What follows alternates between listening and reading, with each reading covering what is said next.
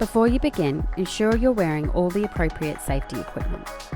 You may need help from another person, depending on the size and weight of the sliding sash.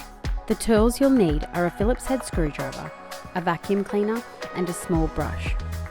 To remove a screen, you'll need to remove all sliding sashes, and they may need to be lowered via the adjustment screws before you can remove them. The adjustment screws are located at the top and bottom of each end of the sash. Using a Phillips head screwdriver, turn the screws anti-clockwise. Open the sliding sash about halfway. Lift the sash, tilt its bottom towards you and the other person, and out over the track. Carefully move the sash downwards to remove it from the window. Gently rest it on the floor.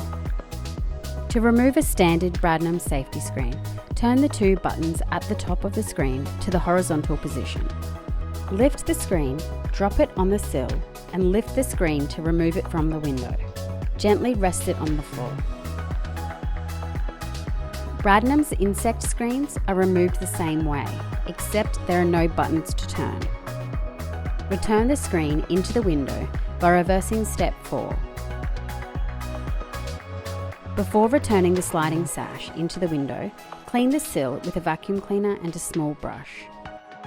Return the sliding sash into the window by reversing step 3. You've now successfully removed and replaced an insect or safety screen.